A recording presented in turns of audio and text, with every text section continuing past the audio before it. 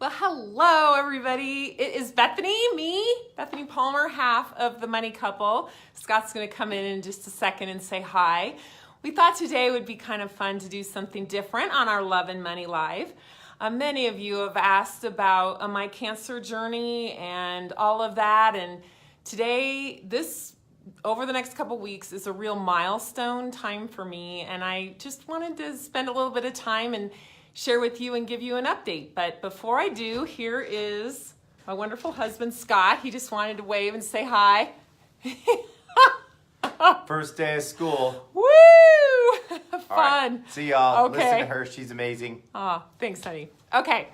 So, yeah, first day of school today for our kids. But anyway, just thanks for giving me a little bit of an opportunity to share. And for those of you who don't know, I was diagnosed with stage 3 breast cancer. And the reason why now is such a milestone, a couple of different reasons. Well, first of all, I've just had incredible news from the cancer doctor that I am still cancer-free. And so I'm just so thankful for that. Next milestone is that over the next couple of weeks, it is the 10-year anniversary since I was diagnosed and since I discovered that I had cancer at all. And then about a year after I was diagnosed with breast cancer, I also was diagnosed with thyroid cancer. So I've just really had a lot. I had there were 12 kind of surgeries I had to have in the middle of everything. It was just crazy, crazy, crazy time. Also, for those of you who don't know, I was diagnosed when I was on vacation. And then I actually decided to go on, when we were on vacation, we decided to continue on. And then I was on a second floor in our hotel room. And I fell down from the top of the stairs down to the bottom of the stairs, tore my rotator cuff, and was rushed to emergency room. So it was just a really crazy, crazy time. And but 10 years cancer-free, I'm so thankful for that. And but there's a couple other milestones that have been happening with my cancer, and I'm really excited about. So one of the things, some of you know that you have to continue to take cancer drugs after you're diagnosed, and I was. And the one that I took was called Femara. It looks like this. I thought I'd show you. It looks like this. It's a little yellow pill. And I've been taking this for 8.5 years, every single day. I do not miss. I have been so anal. What it does is it just kind of keeps any left cancer cells kind of at bay. And it used to be that you just take it for about 5 years, but research has shown that you take it for years. And I want you to know that I have gotten the go-ahead to just finish this bottle right here. And there's about maybe 20 left, and then I'm done. So it's a huge milestone, and I'm just so thankful. But I have to tell you, every time I take this little pill, every night, I say a little prayer that this little pill will help beat any little cancer cells that are in there. And so it's kind of scary. It's kind of a weird thing. It's kind of scary because I'm not going to be taking it anymore. And I'm just so used to, over the last 8.5 years, taking this little pill. And I'm kind of scared not to take it. Does that sound weird or not? I don't know. But it does. And I'm just kind of nervous about it. But anyway, it's been a milestone. My oncologist told me that I can stop. So I'm really thankful for that. And so again, really big milestones. 10 years since I was diagnosed. I get to stop my cancer. I got the thumbs up for stopping my cancer pills. And I discovered that I'm still cancer-free. So very, very excited about all of that. I thought I would show you just a couple of pictures. Hey, I'm in my office. I'm recording live from my office. And I found a couple pictures that I thought that you might find interesting. And just to kind of give you an idea, our kids are only 3 and 5 at the time. And they it was really, really hard. Oh, thanks for the thumbs up. I love those. But here's just a darling picture of them when they were really, really little. See, they got little mohawks along with me having no hair. And they're really little. If you go to my personal Facebook page, you will see they are not little any longer. Today they went off. They're freshmen in high school and junior in high school. But here's just a little picture of us the day that we shaved our head. And Scott was just so sweet. I hope I don't get all emotional here. But anyway, the kids were just really sweet. And Scott was just so great and really helped me throughout. We tried to have a lot of fun with my wig, which I didn't wear very often. The boys liked to wear it more than I did, obviously. And, but I really did get very, very sick. I had, I can't remember if it was 12 or 14 different surgeries during my cancer journey. So I went under anesthesia 12 times for different reasons. I had to have eye surgery. It just seemed like every single thing they would always say, 1 to 5% of people get this. And it just seemed like I got it all. But this was probably me at my worst. I had just had eye surgery and I looked terrible. Oh my gosh. It's so hard to look at these pictures sometimes. I'm like, okay, look how sick I am here. Okay, this is like so pathetic. Okay, I can't even hardly show you. But, one of the things that we said during this time, one of the little sayings that I had is, God is good all the time. And, it was kind of our mantra. Because if you really believe that he's good all the time when you're healthy, then when you're unhealthy, you have to believe it too. So he really saw us through it, but oh my gosh, it was such a hard time. And it was hard navigating our kids too. But it says here, I'm going to share my daughter. Okay. All right, so Mary's joined us, and she is saying that her daughter is going through this, and I'm going to pray for her because, the power of prayer is an incredible thing, and God is good all the time. It's hard to hear that other people are going through it too, but I know there are all over the place. Do you know 1 in 8 women have cancer, get breast cancer? So that means if you're in a group of, let's say, 25 people or so, 3 of them have probably had breast cancer. So to be over with it, and those of you just joining, I'm really celebrating because I'm 10 years cancer-free, woohoo! And I get to stop the medication that I've been on for 8.5 years. Every day I take this little pill and I get to stop it in about 20 days. So I'm really excited. But I was also saying I'm really nervous too, because every day I say this little prayer when I take this pill that it's just getting all that little cancer cells. But anyway, all that is to say, I'm just so, so thankful. Learned tons and tons through the process that I just, first of all, just the support. If you have a spouse that is going through it, just how much it means to just be there. Scott was just so, so there.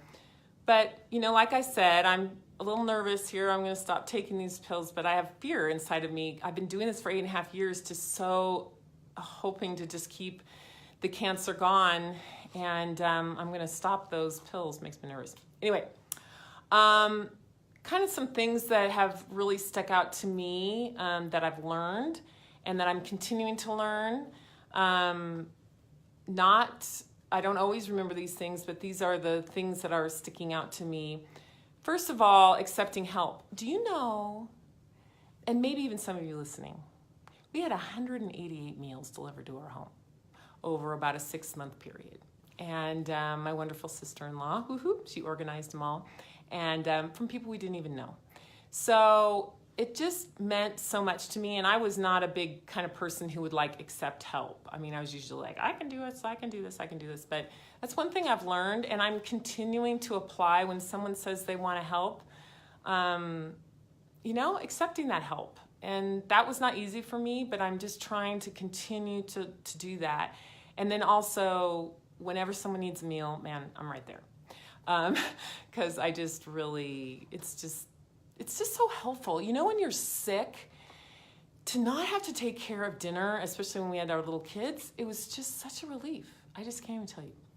So, yeah. And for those of you who don't know, I had breast cancer, but then about a year after breast cancer, I was diagnosed with thyroid cancer. So I had my thyroid removed. Yeah, but then this is the really weird thing. So they took out my thyroid, and then they sent the thyroid back to the lab 6 times because it came back cancer-free, and the doctor didn't believe it.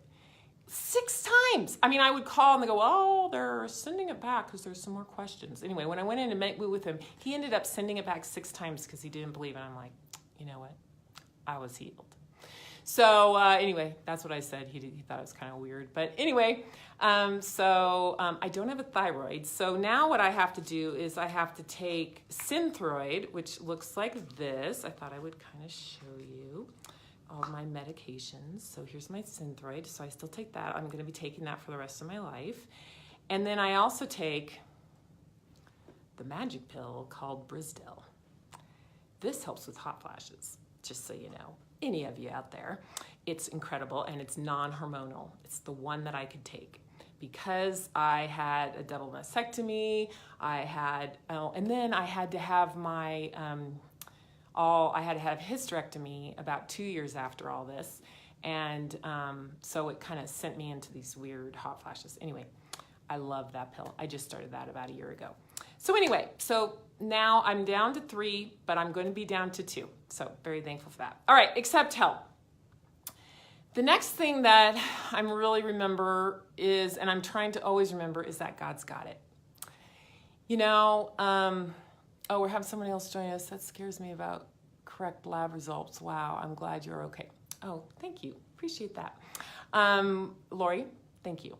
But it's like really crazy. All right, so the next thing I'm trying to remember is don't forget how much God's got it. You know, oftentimes it's just so easy to go down the worry path. And God's got it. He does. He's got it. And it doesn't always feel like it. And I know that even now in my life in different areas, but He's got it. And so I'm trying to continue to remember that because I did a good job of remembering it during my cancer journey because I had that mantra of God is good all the time. But now that I'm kind of past that, I need to remember it, even though it's just not always easy to remember. So God's got it. God has got it. He's got each and everything. And, you know, when we're scared and we don't want to do things, or we're scared because we think we might have cancer, or we're scared because something's not going well with our children, you know what? We just have to rest in that, and that has to give us peace. So I don't always do it perfectly, not even a little bit, but He does have it, that's for sure. And the last thing I wanted to just stress that I'm continuing to learn through my cancer journey is not to worry. You know, Philippians 4:6 and 7 says, don't worry about anything, instead pray about everything. Tell God your needs and don't forget to thank Him for His answers. And He's got it. Doesn't mean that we're always going to get the answer that we want, but worrying is definitely not going to help. A lot of times that's kind of the first thing that we do. You know, as the money couple, we talk about our different money personalities and things like that. And one of the money personalities that we have is security seeker. And if you're a security seeker, that's your person who really likes to plan. Man, when something goes against that plan, the first thing that happens is worry. And so it's just a real natural thing to do. But you know what? If we do it, then we're not trusting that God's got it. And so that's what I just try to remember. Not perfect, believe me. But He does have it. So thank you so much for joining today. I'm so glad to have y'all. And, you know, we really, as Scott and Bethany, the money couple, you know, are just really, we've got a passion to save marriages. And we've got a passion to help people have better money lives. So that is, you know, when you go through something like we went through with my cancer journey, you know, it just kind of gives you that more of that burn to just remember that our days are numbered here on earth, and this is just a dot in the line of eternity. So we got to do the best that we can with it, and the numbered days that we have. So y'all have a great day. Oh, I want my son-in-law to hear you also. He has thyroid cancer. You are such an inspiration. Oh, thank you, Mary. That's sweet of you. Well, this is going to be on our Facebook page, so feel free to share it, like it, and send it on. And if you have any questions, please feel free to get to me. And you can do that through Scott and Bethany at themoneycouple.com. And it will get to me, and I will be sure to answer your questions, because I really love to be support to anybody. I get a lot of calls about, from people who have just been diagnosed, and everybody's journey is so freaking different. I mean, it is so different, and I've just learned that you just have to really go the direction that you feel is best for you and your family. And but our journey was to attack it super duper hard, and in retrospect, we're glad we did. And so everybody have a great day.